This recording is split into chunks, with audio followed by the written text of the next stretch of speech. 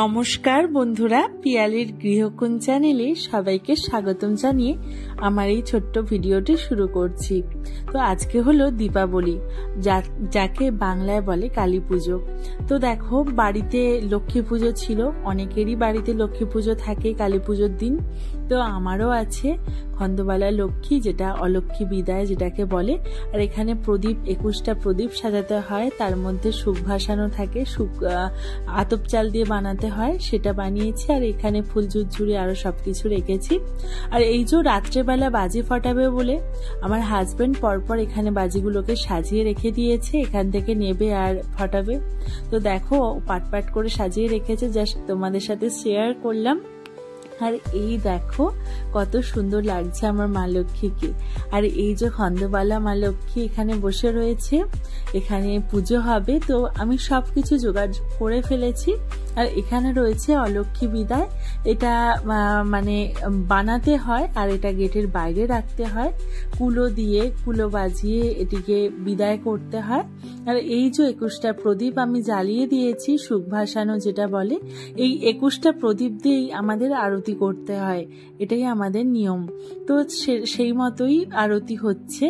আর এই যে এটা মানে পুজোটা আমাদের কম্পালসারি থাকে কালী পুজোর দিনে, এটা কোনোভাবেই স্কিপ করা যায় না। আর এই দেখো, আমাদের উপরে ছাদ থেকে কত সুন্দর পরিবেশটা দেখতে লাগছে, চারিদিক এত সুন্দর লাইটে সেজে উঠেছে, মানে বলার বাইরে।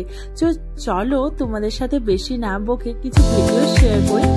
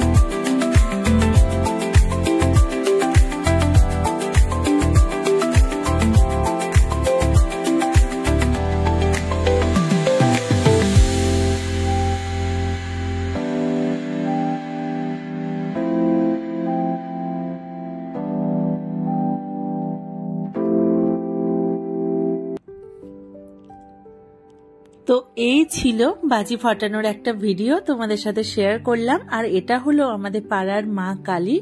তো দেখো আমার হাজবেন্ড মালা পরাচ্ছে, অনেক রাত করে পুজো হয়, তো পাড়ার বাচ্চারা মিলে সবাই মিলেই আর কি এটা করে।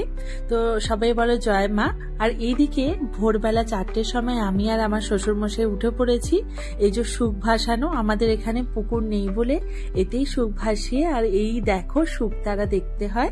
তো এই ছিল একটা ছোট্ট মিনি ব্লগ। তোমাদের কেমন লাগলো অবশ্যই জানিও, ভালো লাগলে সাবস্ক্রাইব